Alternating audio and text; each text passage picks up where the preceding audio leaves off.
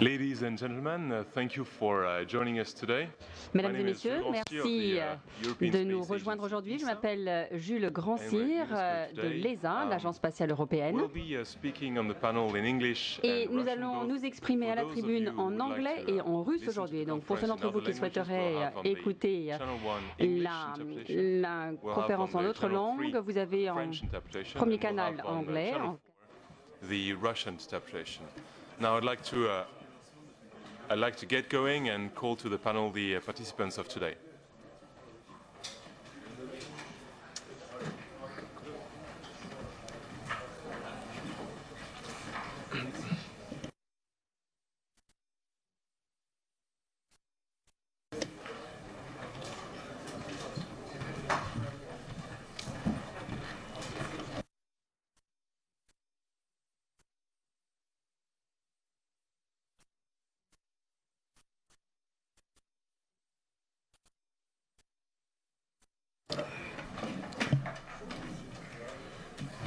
Okay, so welcome again.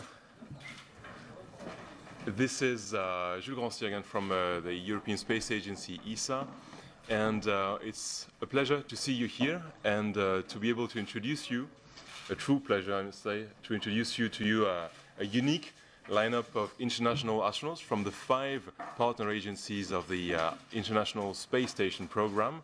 We have here with us Scott Kelly, NASA astronaut and veteran of 3 space flights with more than 180 days in space. He's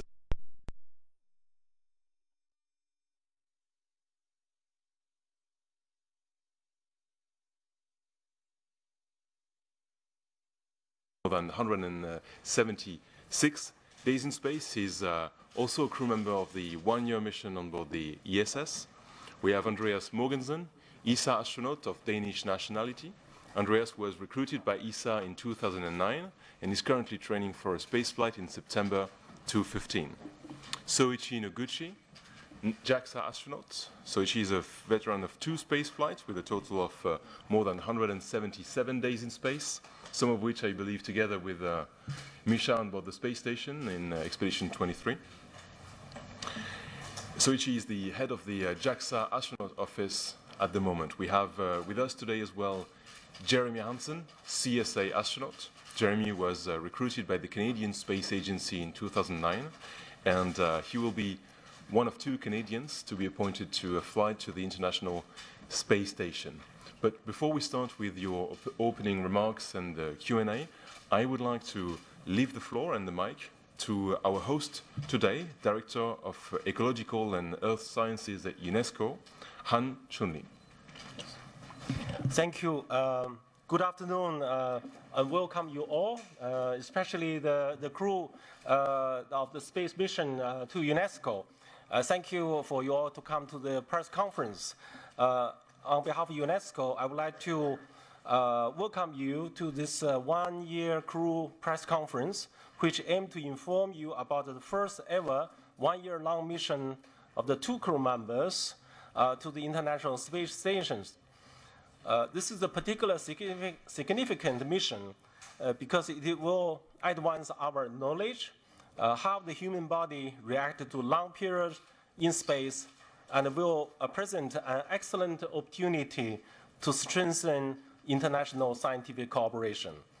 It is very appropriate at this press conference to take place in UNESCO premise because not only the science, the big word, the character S in UNESCO stand for science, but also because the UNESCO role in science is to promote the international cooperation in many areas of scientific mandate. Let me see that in the case of UNESCO, this international cooperation in science takes place mainly on the ground in the field ranging from the science, technology, innovation policy, capacity building for research, use of science to manage the planet freshwater resources, the oceans, and the terrestrial ecosystems, all in the interest of the peace and the sustainable development. UNESCO has worked with many space agencies to assist, in particular in developing countries, to access the benefit of space technology especially remote sensing products, to help manage the environment in the context of UNESCO World Heritage Site and the World Network of Biosphere Reserves. Ladies and gentlemen, as you know, 2015 is a very significant year to all of us. This year, this long one-year mission, space mission, starts at the time when international community will make important decisions on the new program for sustainable development of this planet and its people through the establishment of the Sustainable Development Goals, so-called SDGs, and what we term as the post-2015 development agenda. You know, there's big issues, challenges on the biodiversity loss, climate change, the management of our very limited water, freshwater resources, the ocean health, environmental stability, and the reduction of natural disasters are to be addressed in the new global agenda. 2015 will also be significant as a major conference on climate change, on climate, the COP21, are going to be held in Paris next year. As you know, that as you, in your mission to look down the Earth from the International Space Station, be assured that space technology and the products of space exploration play and will continue to play a pivotal role to address the challenges our planet faces today and as a means of implementing in achieving sustainable development goals for the good future of all of us. UNESCO congratulates you all for this joint mission of Russian and American astronauts and consider it's a strong sign of renewed international commitment for the peaceful use of space and international cooperation in science. UNESCO wish you a very successful mission. Thank you very much. Hans Julie, thank you very much. So we said 1 year, the name says it's already 1 year mission. That's double the amount of the usual duration on the space station. Scott, if I may start with you, what do you expect from this mission, 1 year on board the space station? Well, thank you, Jules. And before I answer that question, I wanted to take this opportunity to thank ESA and UNESCO for hosting this event and setting it up, and also thank my astronaut and cosmonaut colleagues for joining us here today, especially Soichi and Jeremy, that don't get the privilege of flying in space as part of this this 1 year mission. So, got to hand it to them for showing up for this today. Appreciate their efforts. What makes this exciting about, for me, this 1 year flight is about the science and everything we're going to learn from expanding the envelope on the space station greater than what we've currently done. And if we're ever going to go to Mars someday, the International Space Station is really a great platform to learn much more about having people live and work in space for longer durations. It's close to the Earth, and it's a great orbiting facility. So this 1 year flight is one of many stepping stones towards leaving low Earth orbit again. It's a focused effort to reach across international and technological boundaries to enhance our integrated science on board the space station. Now, we do science every day on the International Space Station, over probably 150 different type of investigations that are going on right now and have been going on since the space station started flying in 2000, the year 2000, when we had our first crews on board. However, for this flight, NASA has selected 19 collaborative investigations to evaluate the effects of longer duration spaceflight on humans. Roscosmos and the Russian Space Agency selected 14 investigations, and some of those investigations are joint investigations that Misha and I will be participating in together.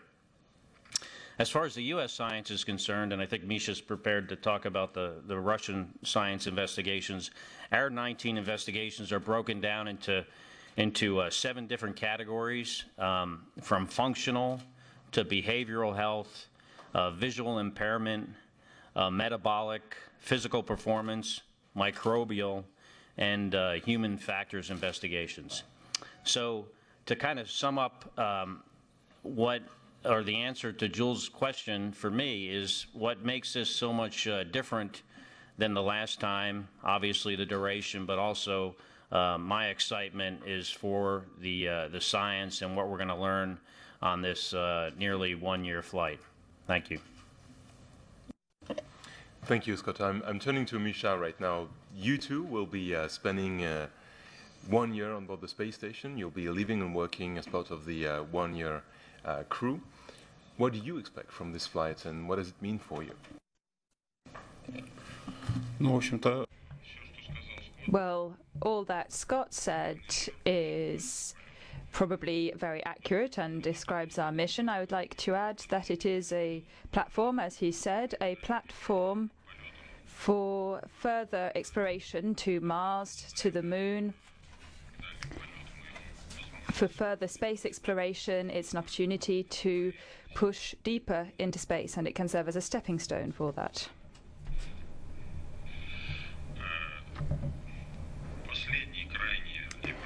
The last long-term space mission was on the Mir station, and it brought major data for investigations and research about how humans will feel during long-term flights into space. I hope that our mission will be an opportunity, as Scott said, for others who will follow in our footsteps and take space exploration further. Now, of course, this is a scientific station. We will carry out many experiments, around 58 to be precise, mainly physical and chemical experiments, looking at processes and how materials react in space. We will also look at experiments involving human physiology and biology.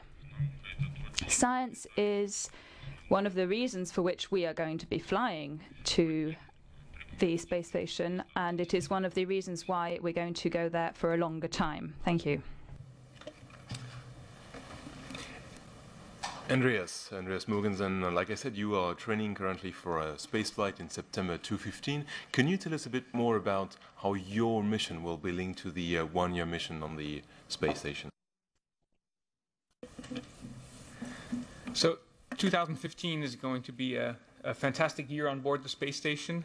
Obviously, this is the first time we'll have 2 astronauts up there for an entire year. For personal reasons, it's also going to be a great year. This will be my first space flight, and I'm honored to be able to support the 1 year mission in just a small way. Halfway through the mission of Scott and Misha, I'll be joining them for a short period to fly up a new Soyuz, and then I'll be returning in their Soyuz. The thing is, the Soyuz is rated for 6 months in space, so halfway through their mission, we'll do a Soyuz change out, and that'll give me an opportunity to support them and visit the space station. And of course, during the 10-day mission, we'll have a full program of science experiments, and that'll hopefully give scientists a chance to study not only short duration crew members, but also 6 months duration crew members and 1 year missions. And as Scott mentioned, the space station really is an ideal platform to build upon in our further exploration of the solar system. So I'm happy to be able to support it. 2015 is also going to be a really great year for the European Space Agency. We'll have 3 astronauts in space next year. Samantha Cristoforetti, my Italian colleague, is currently up there. She launched 3-4 weeks ago. I was at her launch in Baikonur supporting her, and she'll be there until May. I'll then fly in September, and then my British colleague Tim Peake will follow me in November and December for another 6-month mission. So this is a really great year, not just for the International Space Station program with the 1 year mission, but also for the European Space Agency with 3 astronauts on board the space station. So I'm really looking forward to next year. Thank you, Andreas. And Sochi, like Andreas said, 1 year mission on board the ISS. It's a very important step for the whole ISS program. What does it mean from a Japanese point of view for JAXA? Yeah, thank you, Jules. And I would like to thank UNESCO for hosting us today. And I would like to congratulate Scott and Misha for a one-year mission. And Scott and I was in ASEAN class of 1996. It goes long, long way. And we had a lot of good time and bad time together. And Misha, of course, we flew together 5 years ago. Actually, we had a birthday together in 2010, and very happy to know that he has another birthday in space next year. And yeah, like Jules said, you know, this one-year crew, although Scott and Misha are the highlights of the mission, but it is not just for America and Russia, it's for all 5 international partners. Great achievement. JAXA has a biomedical experiment with Scott and Misha, and Andy actually worked with Japanese experimental module Kibo to launch a couple of the small satellite using Kibo module. And of course, Canada has a great robotic arms to help support the space station operation. So the one-year crew, one-year mission is the great achievement of all 5 partners. Of course, it benefits all the countries around the world.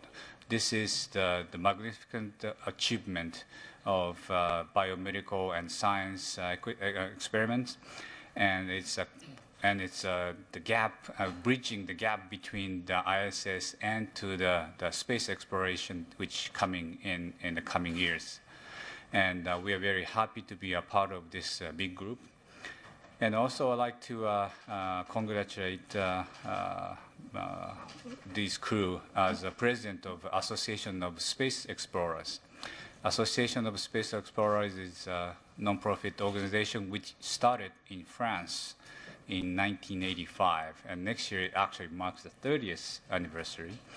And once Andreas comes back to us, so we will congratulate him as the newest member. And Jeremy will certainly to follow us. And both Scott and Misha has been a great member, and we'll be having the great Congress next year while they are enjoying the space mission. Thank you very much. Jeremy, like Soichi said, also Canada is very much involved in the ISS program. One-year mission, 1 year on board the space station. What does it mean for the Canadian Space Agency?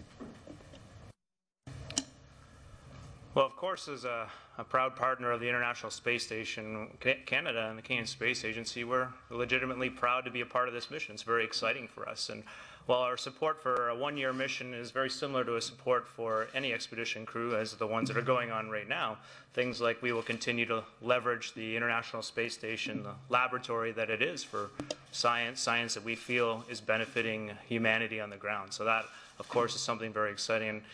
And as you may know, our Canadian robotics are busy at work on board the International Space Station at all times. So during Scott's and Misha's mission, we'll be supporting things like station maintenance with the arm. Of course, they plan to do some spacewalks.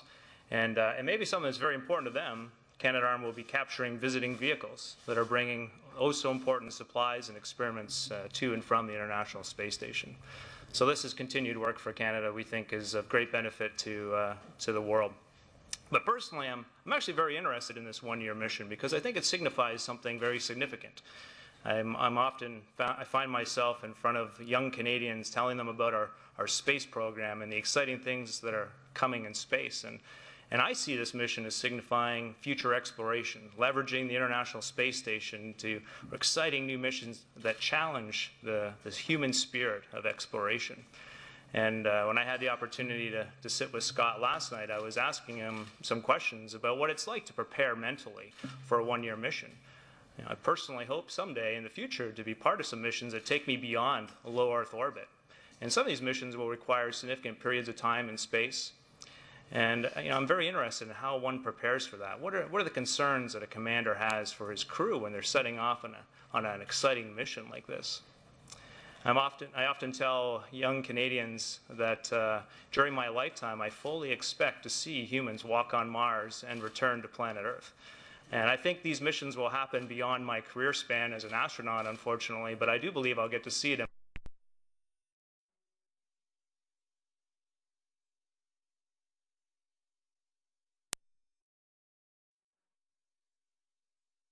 commercial space, really taking hold, developing new spacecraft. We had the Orion spacecraft just launched recently. And when you start to add all these pieces of the puzzle together, it inspires me. And for me, space missions inspired. And I'm very inspired by this one-year mission. I wish them the best of luck. Thank you very much, Jeremy. We'll now, if you please, take questions from the floor here. So please introduce yourself and ask your question. Hello, Andre, TV Center, Russian TV channel. I have a question for Scott Kelly. Mr. Kelly, I'm sorry, what kind of challenges do you expect during a year in space? And did you have a chance to learn from previous Russian and Soviet experience on Mir station, at least in theory? So, you know, there are the challenges that you know, and the challenges that you don't know are going to present themselves, and hopefully there will not be a lot of the latter. But in space, anything, you know, you got to be prepared for anything that happens. I think the biggest expected challenge, obviously, will be the duration of the flight and the amount of work and just pacing. Myself and Misha pacing himself and the other crew members as well. I mean, 6 months in space is also a really long time, and having an appropriate pace is important. And I think it's even more important since Misha and I will be there twice as long. As far as the learning from the experiences of Russian cosmonauts that have flown a year or longer, I have spoken to some of them, and I have shared they have shared with me some of their experiences, and kind of right along the lines that I was thinking, that, you know, the pace of work is one of the most critical things. Interrupt, psychological, that probably colleagues that you talked to shared any, you know, specific thing that can happen on a year-long flight that was a surprise for you? I have not spoke specifics with anyone, and if I come up with anything like that about a year and a half from now, I'll let you know. Thank you. Another question from the floor here. Yes, please introduce yourself. Добрый день, Вести. Расскажите, пожалуйста, про... Vista, good afternoon. Can you tell us more about shooting on board and the photos and the filming? Are you taking cameras, or how's that going to happen?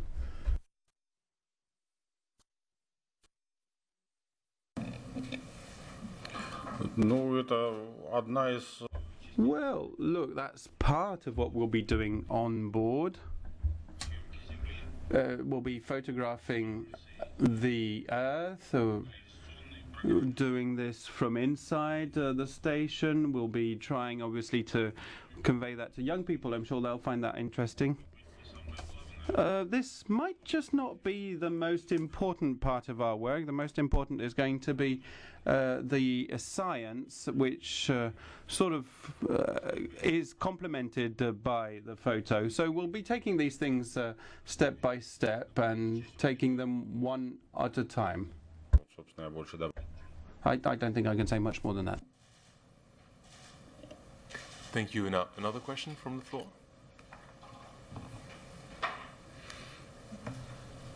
Okay, if we have no questions from the floor, I'd like to we've had a couple of questions coming in from our social media at ESA and NASA. So I'd like, on behalf of the millions of followers of ESA and NASA channels, to have Dan Hewitt from NASA Public Affairs and Marco Trovatillo from the ESA Communications Department ask 2 questions. Please go ahead. Yes, thank you, Jules. So this first one from one of our followers is for both Scott and Misha. What were some of the primary motivators for you guys to volunteer for this longer mission? Some personal motivators. Yeah, when this idea first come up about having a year-long flight, it was about a year after I had gotten back from my last flight is when we first started talking about this. And at first, I'll be honest with you, I wasn't that interested because 6 months is a long time in space, and a year is, obviously twice as long. So, but after thinking about it for a while, I did want to fly in space again, and after giving it further thought and kind of mulling it over for a while, I realized that if I was to fly again another 6-month flight, it would be very similar to the last time. And I'm the type of person that likes challenges, and I thought the challenge, just because it's going to be twice as long, over time became appealing to me. Marco? Okay, there's a couple more questions on the psychological side of your experience. For example, one by Maria Paula at Cosmo Meadow on Twitter. And she asks how the overall psychological feedback during the whole year will work during the mission.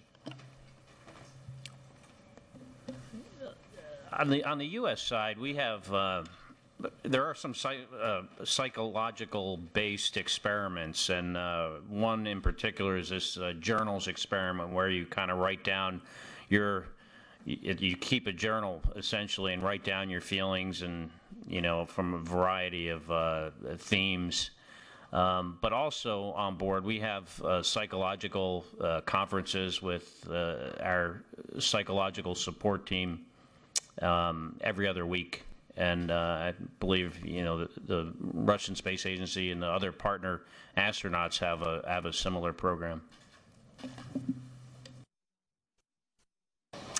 Okay, there's one more question by Eddie on Twitter, and his question is: with the several experiments designed for the one-year crew, will they take part in any of the ongoing biomedical experiments?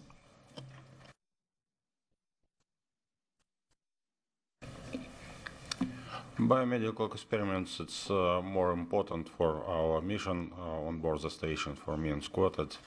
There is joint experiments, Russian Space Agency and NASA, and we will do it together. It helps us to understand how human can work on surfaces of planet after a long duration flight. It's a goal of our flight. Thank you. Yeah, and just to follow up on what Misha was saying, there's, like I said earlier, there's a lot of investigations that go on board the space station at any one time, 100, 150. And we're participants in those investigations as well, both as scientific subjects, but also the operator of the experiments, whether they're life science experiments or experiments from many of the other disciplines that we have on board, just like any of the other of our fellow crew members. Thank you very much. Scott, we are not alone here. I must say we are live on NASA TV, and we have also our colleagues at Houston Johnson Space Center. People have gathered there in the Studio B, and if we are ready, I would like to call Robert Perlman for a first question from Johnson Space Center. Please, if you're ready, just go ahead and ask your question. Hi, thank you. This is Robert Perlman with CollectSpace.com. For Scott, around this time of the year, people make New Year's. Can you hear me? I'm sorry. Hello?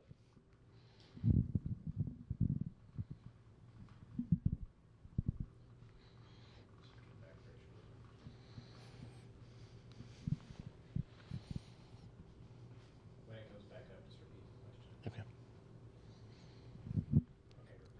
Hi, this is Robert Perlman with CollectSpace.com. A question for Scott.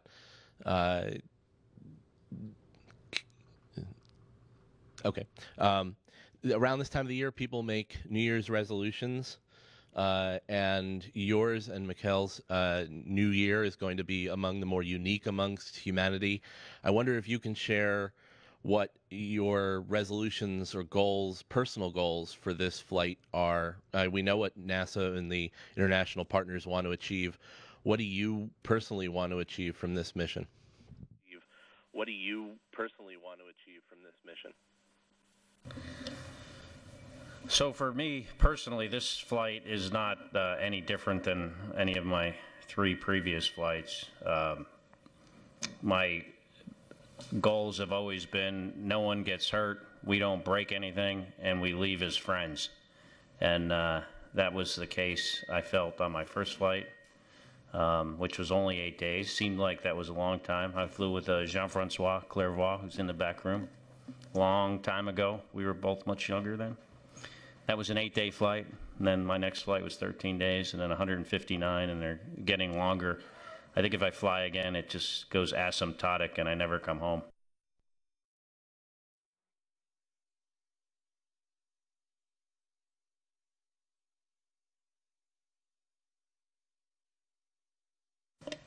Thank you, Scott. And we have another question also from the Studio B in JSC from Mark Carreau from Aviation Week. Please go ahead and ask your question. Yes, thank you very much. And my question for Scott Kelly is, could you explain how you might be involved in some of the U.S. segment reconfigurations that are coming up? Will you be doing spacewalks, supporting spacewalks, any other responsibilities?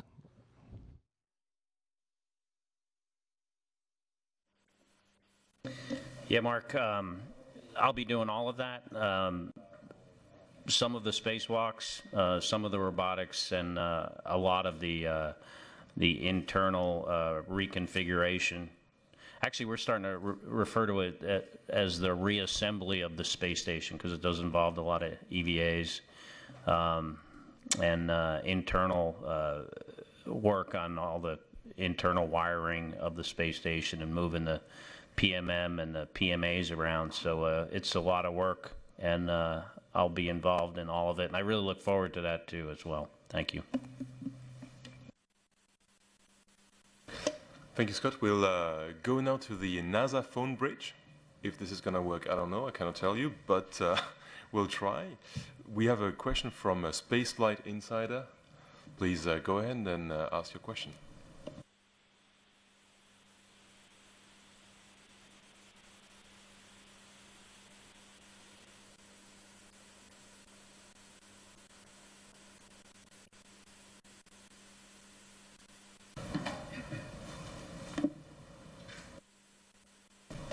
Spaceflight Insider, please go ahead and ask your question.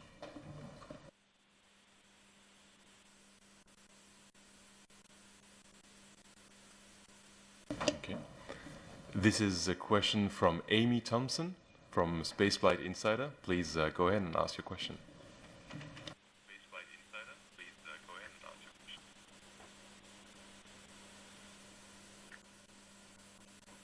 question. Okay, then we'll go to Mariam Kramer from space.com for your question. Please go ahead. Hi, this is Miriam Kramer with Space.com. I am hoping to know, so what can you learn during this one-year mission that maybe you won't be able to learn during a 6-month mission? And also, how do your families feel about you flying to space for 1 year?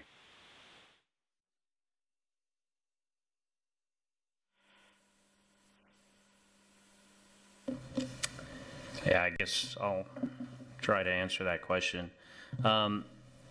Long-duration spaceflight presents a lot of challenges to the human body, specifically with regards to muscle loss, bone loss, vision issues that we've recently realized that people are having, the effect on your immune system, the effect of radiation on our bodies. And if we're ever going to go beyond low Earth orbit for longer periods of time, understanding those effects over longer periods of time are very important. So if a mission to Mars is going to take a 3-year round trip, we need to know better how our body and our physiology performs over durations longer than what we've previously on the space station investigated, which is 6 months. And perhaps, perhaps there's a cliff out there with regards to some of these issues that we experience, and perhaps there aren't, but we won't know unless we investigate it. And also, there's a psychological aspect of staying in space for longer periods of time, and there's the, we have things we can learn from that.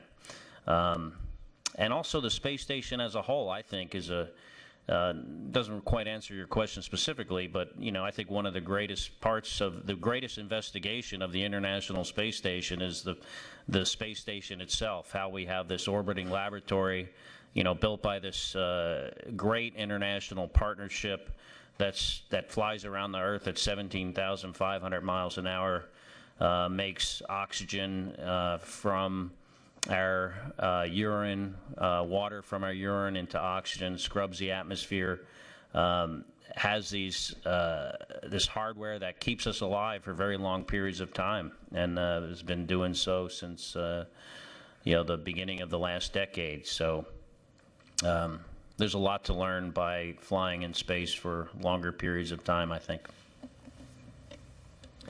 Thank you, Scott. We go back to the NASA phone bridge for a question from Scott Dunn from AP. Please go ahead. Yes, hello. I have a question, please, from Mr. Kornienko. 2 years ago, sir, you said that when you told your wife about the mission that she cried. And I'm wondering, how is your wife adapting to the fact that you will be soon gone for an entire year? And your daughter as well. How old is she, and what do they think about your endeavor?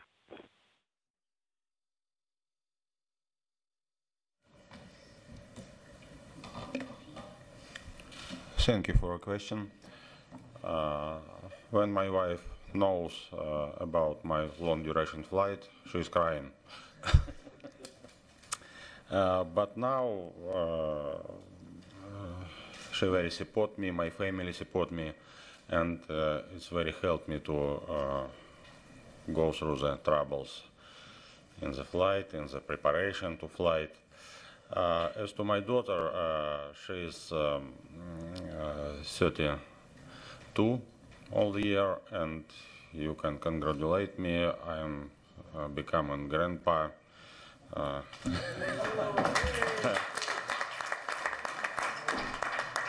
Thank you. Are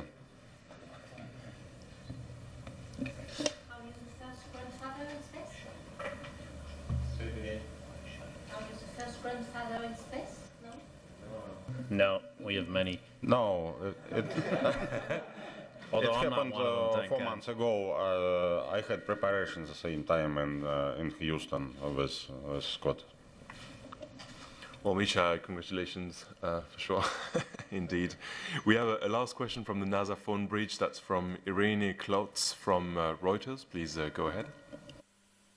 Thanks very much. I actually have two questions. The first is I was wondering if Scott or Mikhail, either of you, have had an opportunity to speak directly to Dr. Polyakov and some of the other, I guess there's 3 other cosmonauts who have made flights of at least a year in duration, and if so, what they told you about being in space for that long.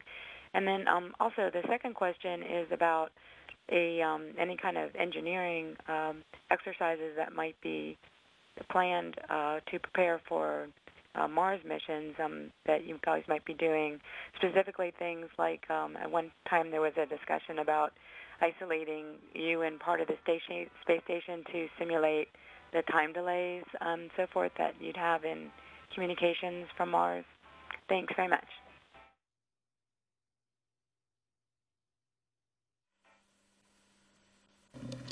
Yeah, Irene, I've spoke to some of the cosmonauts, not specifically Polyakov, who has the longest duration of days in space, over 400, but spoke to some of the other cosmonauts, and the advice they said was pace yourself, basically, simply. As far as the types of engineering investigations you're talking about with regards to going to Mars, there was some discussion at one time about us isolating ourselves in one of the modules on the space station. At the time, we were talking about the MLM, which has not yet flown, the Russian MLM. So from a practical perspective, we really couldn't do that now. It would really affect the other operations on board the International Space Station if we were to isolate ourselves in, let's say, the service module or Node 3. So there really was no further, that discussion really didn't get very far.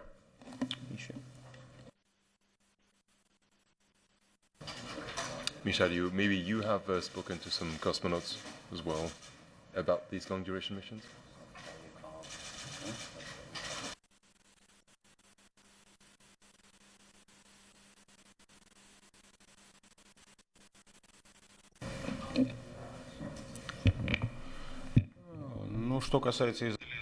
As regards isolation, the crew members for a year-long flight, or in an effort to simulate a flight to Mars, then as Scott said, it would be possible to simulate this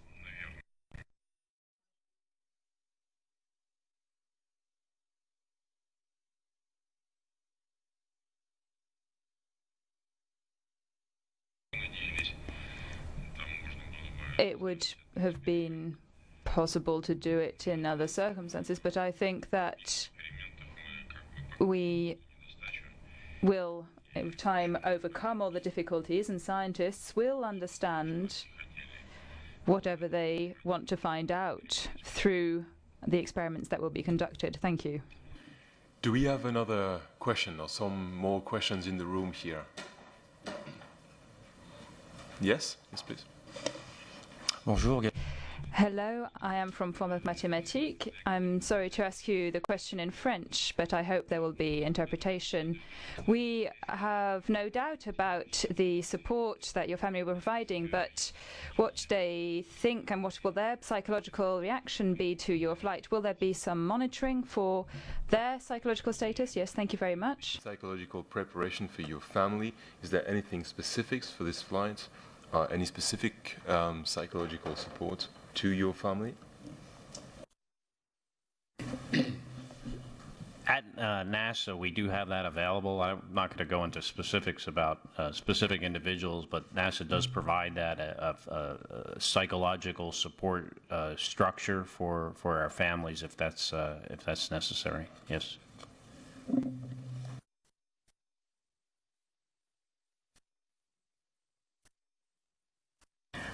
Merci. Permettez-moi de...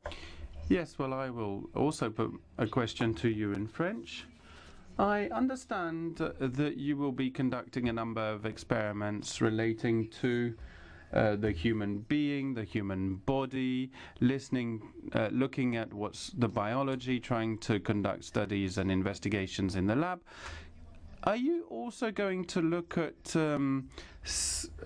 Earth science and environment? Over and beyond human biology, are you going to look at Earth sciences and the biology or the science of the environment? We've just had the COP20 in Lima. COP21 is coming up next year in France. So I'm sure that the French would be most interested in hearing what sort of experiments or investigation you will be conducting over and beyond what you're doing on human beings, but also possibly relating to the Earth as such, the environment and climate change. That's so we understand you're gonna have experiments about the human body and human physiology. The question is, do you have also in the program some experiments on the Earth? Like geological experiments. Yeah, because oui, yes. The COP l'année prochaine, c'est. As I said, France is host country for COP of the United Nations climate change conferences. So that's why we are interested in know whether you will conduct the study about the Earth, not only human bodies? Well, the International Space Station is not only an excellent platform for human research, but also, as you bring up, for studying the Earth itself. And from an astronaut point of view, one of the main ways is through taking pictures that we share and that scientists on the ground analyze. But the space station itself is also an excellent platform to use for scientific observations. And a lot of this research not only takes place inside, but also on the outside of the space station. So we have a lot of different experiments that are mounted on the outside of the space station, looking both down at the Earth, but also at our sun, for example. And there are a lot of very interesting experiments going on right now, but also coming up. In 2016, the European Space Agency will launch, for example, an experiment called ASIM, the Atmosphere Space Interactions Monitor, which will study some of these gigantic lightning strikes that actually shoot upwards into space rather than down to the ground. These are lightning strikes that can shoot all the way up to about 80 or 90 kilometers, and we're talking about a tremendous amount of energy that's released. Normally, we're not aware of this because obviously we're at the below the thundercloud, so we don't see what's above them. But the space station is an excellent platform from which to observe some of these huge lightning strikes called elves, blue jets, red sprites, and so forth. And as there's such a large amount of energy involved, they do, or we suppose that they must have some kind of influence on our atmosphere. And so that's the purpose of this experiment that will be launched in 2016. So yes, there are a lot of very interesting Earth observation experiments going on using the space station as a platform. Another question from the floor, une autre question pour les gens. Any other questions from the floor? Hello, I will also put my question to you in French. I would like to ask Jeremy Hansen. You said that you're very excited about 2015. Do you feel that in the months to come, or maybe years to come, the space programs will benefit from more support from states? We've spoken over the recent times of budget cuts and monetary constraints. Do you think that space agencies will benefit from more support from their respective governments in the near future? Yes, of course. We're seeing more commitment for space agencies, and I think that will continue. I don't think this is just at industry level, but I think that states will also provide further support to their space agencies and space programs. These pieces we're putting together that are these capabilities, I see that right now we're in low Earth orbit. We're learning a lot about spacecraft systems that need to survive long duration in space, how the human body can survive these long duration missions. And then the next logical steps are for us to leave low Earth orbit again and to start to venture out. And we talk about a number of different mission objectives. Right now we speak a lot about recently we had the amazing results of Rosetta and landing on an asteroid, but sending humans to an asteroid, whether we bring that asteroid into a lunar orbit to have astronauts explore it, or we send astronauts out further into space.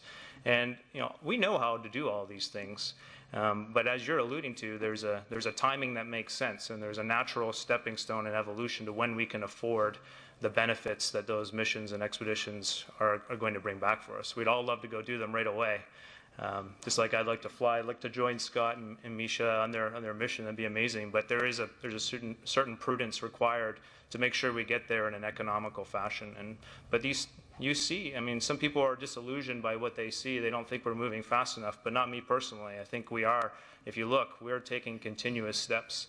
And I live. You don't see it every day like we do, but we live this. We live and breathe space every day. We talk to hundreds of people who are working on this program, and they're absolutely amazing minds that are all working together, come together as an international community, and we're accomplishing amazing things. It's pretty awesome. Merci, Jeremy. Une autre question? Any other questions from the floor? Don't? Okay, then I would like to go back to our social media folks here, Dan Hewitt from NASA Public Affairs and Marco Trovatillo from the ESA Communication Department for a question on behalf of the followers of ESA and NASA. Thank you, Jules. So this one comes in, and I would actually pose it to all of our panelists if they could just give a couple of quick thoughts. Since the International Space Station program, so much of what we're doing is getting us ready to go beyond. How possible is it that we will see a manned Mars trip in our lifetime?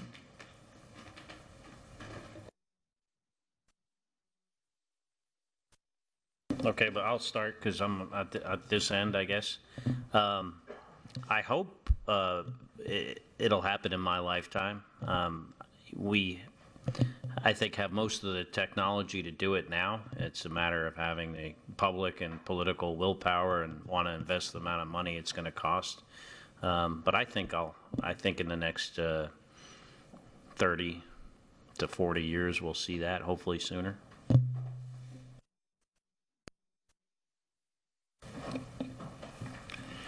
Maybe some earlier. I'm optimist in that case, but to do it we have to join our powers. It's not only one country, it's international program. If we will do it, it will be earlier. Thank you.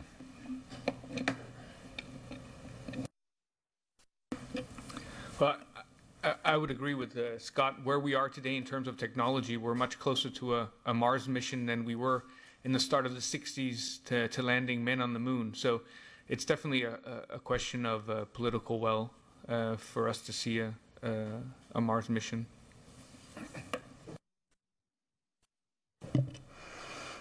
Yeah, well, I cannot predict the future, but the important thing is we continue our joint program together and move this program forward. And Andreas mentioned about the Rosetta. We also, JAXA has a Hayabusa 2, and just make sure that all the people around the world is continuously looking toward the future space exploration, and someday somebody will step on Mars. For me, I'm very optimistic about it. I honestly believe that it's going to happen in my lifetime, as long as I live a decent lifetime. And the reason I say that is because we absolutely know how to do it. There are technical challenges, there are risks that need to be weighed, but we know how to do it. It's really just a financial decision about when the right time is to do it. And a lot of that comes down to the cost of access to space. And that's what really excites me about commercial space, the commercial space industry, because that is driving the cost of access to space down, which changes everything. And it will enable us ultimately to fly more hardware into space. There's a really fascinating technology in the space station right now. Probably while we're talking right now, there's a 3D printer that's making certain objects, so we understand 3D printing in space. But you can only imagine the implications of being able to print and create new objects in space, and how that reduces the problem of getting to a place like Mars when you don't have to bring as much mass with you. So all these things are starting to add together to say, hey, we know how to do it, and this is going to make it cheaper, more affordable for us. And that, to me, says it's going to happen in the not-so-distant future. Thank you, Marco. You have a question on behalf of the ESA followers? Yes, both the NASA and the ESA followers. And it is a question by Mr. Robert Nakin, who is obviously the teacher of an 8th grade multimedia class, which wants to know, how do you actually exercise in space? And if I may, I would like also to pass this on for a short statement by everybody of you. We would, of course, also be interested to know, how do you physically exercise for space on Earth? Thank you.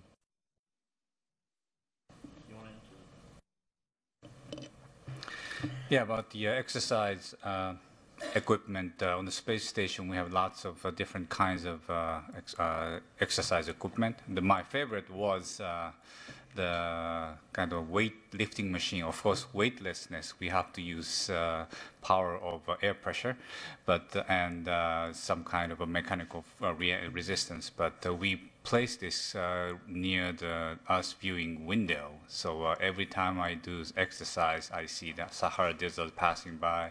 The beautiful coral reefs is right in front of me. So that's the very most rejoicing time. Of course, it's not just for viewing pleasure, but it's we use a lot of biomedical equipment associated with the exercise. And I believe both Scott and Misha do hundreds of hours for exercising on their one-year mission. Scott, do you have to do more sports daily on board the space station if you stay for a year? There's actually a study that some astronauts have done recently, which is called Sprint, which allows us to exercise at a higher intensity, but not as frequently. And I could have chosen to do that. I elected to stay with the protocol I did last time, which is basically exercising 6 days a week, about 30 to 40 minutes of aerobic activity, and about anywhere from 45 minutes to an hour and a half of the weightlifting training, depending on how quickly you want to get through with it and how fast you do it. So yeah, so we exercise a lot on board the space station, absolutely.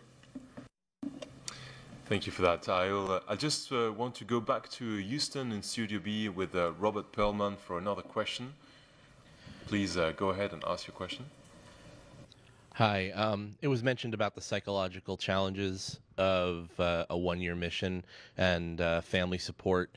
I'm wondering about the support of crewmates and the friend, specifically how good of friends you are now between Scott and Mikhail, and how important it is to get along with your crewmates during a challenging flight like this.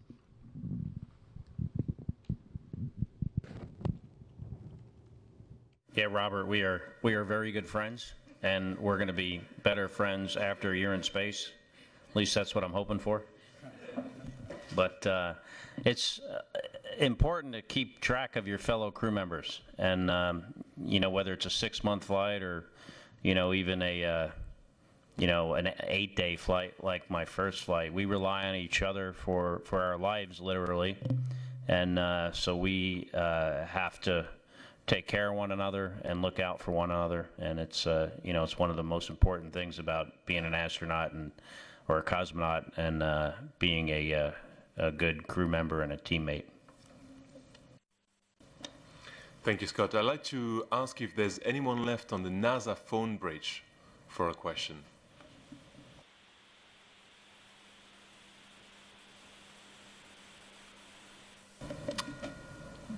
Okay, apparently not.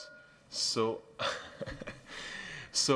it left me to just ask one question. Yes, you have a question here. Please go ahead. I wanted to ask you, since the relation between Russia and United States are poor right now because of the Ukraine crisis. What is your reaction, the fact that you are going to work together in the space for 1 year? Does that inspire you something special?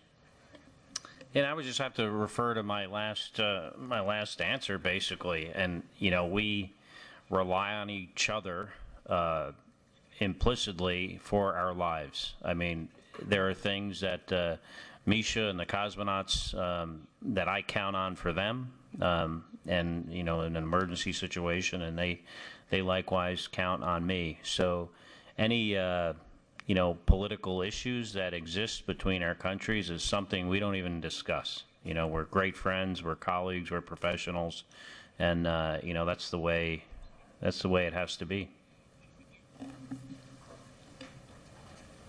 And your colleague? Yes.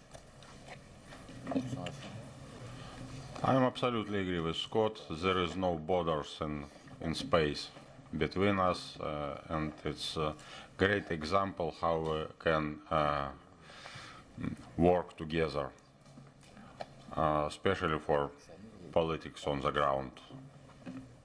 Thank you.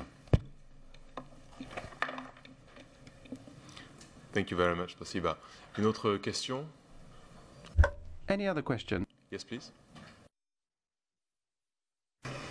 Excuse me. Est-ce que vous allez amener... Will you be taking anything special with you? A token? Would you take a token with you to carry it into space to keep you company for a year? Have you thought about that? So any symbolic objects that you will take with you on the space station? Well, the way it was translated to me, a token to keep me company for a year. I'd like to be able to do that, but that's not allowed. But anyway, I think what you're referring to is any kind of like souvenirs and stuff. And yeah, we do fly stuff like that. Mostly, you can fly a certain amount of items for friends and limited amount of items for friends and organizations, your colleges, things like that we tend to do. But I'm not flying anything specific. I'm sure you'll be flooded with requests as from now, Scott. This is going on TV. Misha, any specific objects, any specific things that you will take with you on board the space station for psychological support?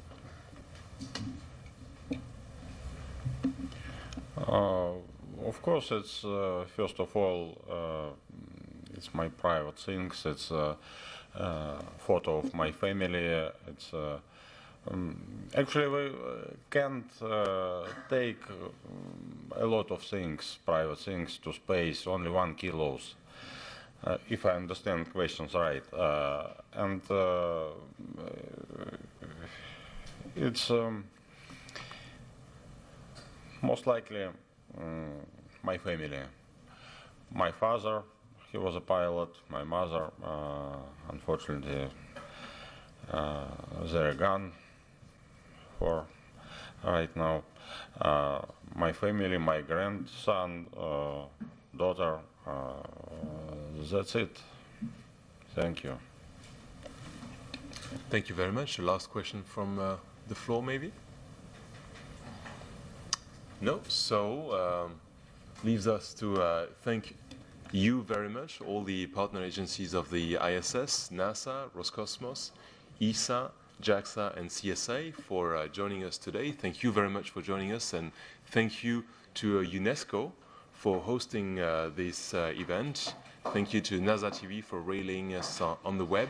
Now you'll have the opportunity to have a photo opportunity with the participants and individual interviews. Thank you very much.